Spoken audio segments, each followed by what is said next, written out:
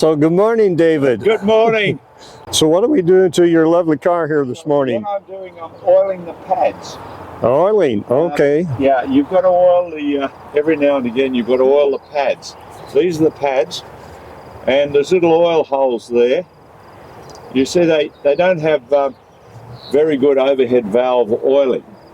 So what I'm doing is putting a little bit of oil on the pads. It's a bit of an oily job, as you can imagine. And I'm dropping oil into the little oil holes on top of the working beams. They call these working beams. They don't call them tappets, they call them working beams. I'm going to get it back there, and that's on, and now that's all very sloppy, and the cover goes on, and you've got to do the 6 of them. So we've got a little bit of prep work to do here this morning. That's right. You know, these, and you've got to watch out that you don't do what I just did then and pull the spark plug lead off. Very easy to do. I think I distracted you. That's what the problem is, no, David. That's all right. You're fine. You're fine. I've got 4 of them. I've got 2 to go. Well, I'll let you stay at it here. I'm going to do a little bit more video in here of this lovely vehicle. I'll let you have at your project here this morning. It's an oily job. But somebody's got to do it, right, Dave? Someone's got to do it.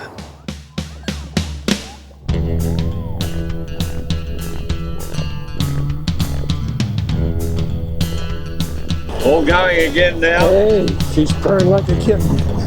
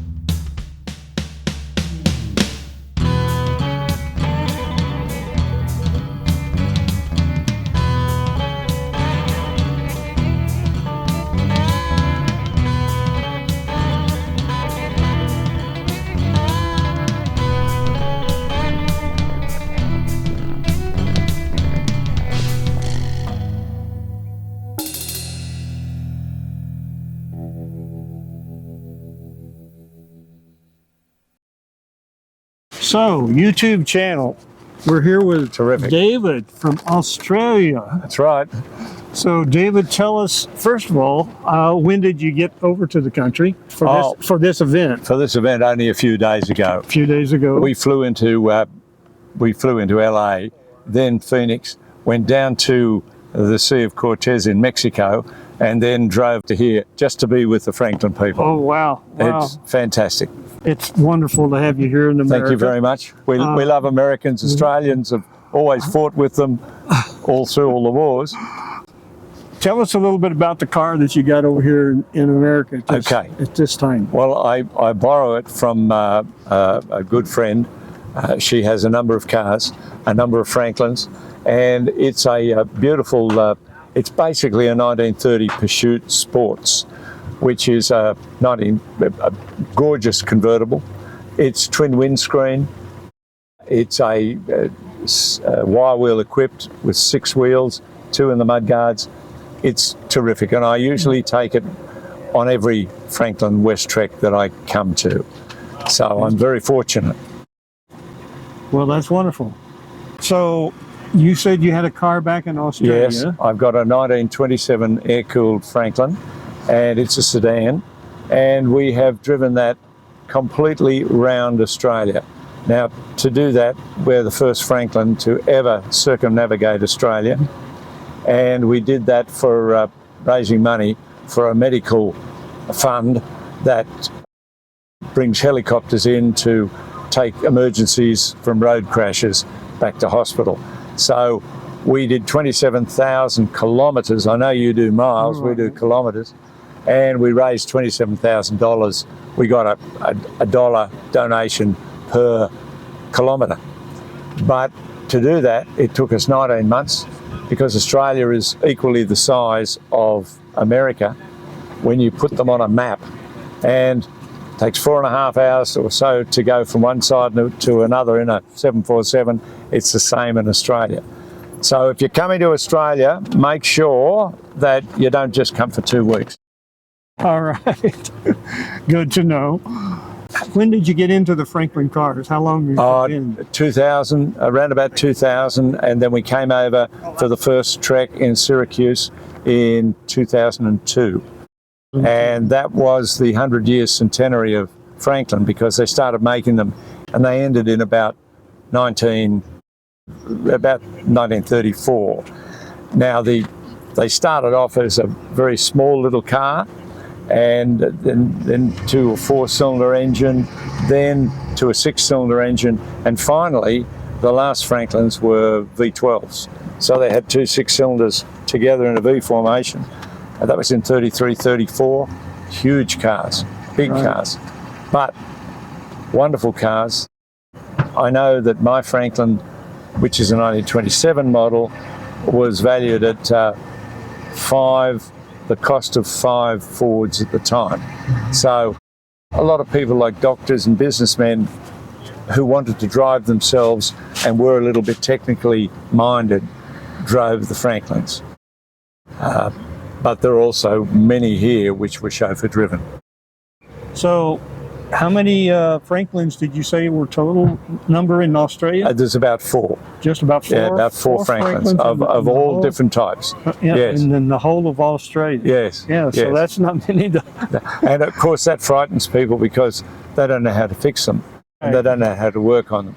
But really, they're not a hard car to work on at all. They're just a different car. But they're very, very well made. And most of them, because of aluminum that they used in their bodies, wood in their chassis, they're quite light, and they were built for rough roads. You had a man over here called Edwin Cannonball Baker, and of course after that came the Cannonball Run. Well, Cannonball Baker took a Franklin, and if I recall, he beat the Blue Train from Chicago to New York, I think it was. But crazy, just crazy. And that fellow was into Harley Davidson motorbikes and all different cars, breaking all sorts of speed events. So when we went round Australia, we put in memory of Edwin Cannonball Baker, and of course we broke an axle, as I was telling you, in a tributary of the Mitchell River up in North Queensland, crocodiles on both sides, and you've got the car in the middle. Now it's not too deep, but you don't even like putting your pinky in the when you've got crocodiles, because they eat the alligators you've got here. So what we did, we towed it out, and then we had to find a place to fix it. And of course, there's not little farmlets or anything like that. Everything's in square miles. So we found a fellow who lent us his shed, and 3 days later we had the axle fixed and replaced. But then we shattered down in Tasmania, which is one of our states, which is an island state. We shattered a cylinder, and which is like one of, in that case, 6 motorcycle motors together. So you've got 6 cylinders, but you can take each one off individually, because in my model they don't have a cylinder head. So I guess that's like an Offenhauser race car. You've got 2 holes for the valve, 1 hole for the spark plug, and you get to everything from underneath. So you can lift the whole thing off and put it back on again. We had to get one from America. Well, I guess the Americans are good for something, you know? They're great for parts. There's 26 million of us, 335 million of you, and that's why whenever there's a war, the Aussies come over and they start robbing your second-hand parts area, because to fix our stuff. Right. Well, anything else you would like to tell us about your adventures over here in America on some of these treks? Anything exciting happened today in your event? Yes, we had a few breakdowns on the way up. I've blown 2 tyres. In fact, one of the tyres blew on the trailer, and it took the whole double mudguard off the trailer, and it ended up 100 yards down on the freeway. But we've had a number of those things. There's nothing like American made or Australian made, and we all ought to buy it, because all these cars here, they're American made, Right. and they work. Well, I appreciate you taking the time, David, to talk with us. Pleased to talk. Yeah, please bring Good it on over. you. Oh, can I just say one thing? Yeah, absolutely. We have a car club called the Pittwater Motor Enthusiast Club in Sydney. We've got 430 members, a very strong club, and very much like the Franklin Club, we're getting a lot of women into the club now too. And the cars are only the invitation to the party, because it's the people, it's the camaraderie, it's the people that brings us here. And the cars are fun to talk about, but the conversations are far different to just car talk. Right, absolutely. Well, Thanks, thank Bob. you so much, Thank David. you.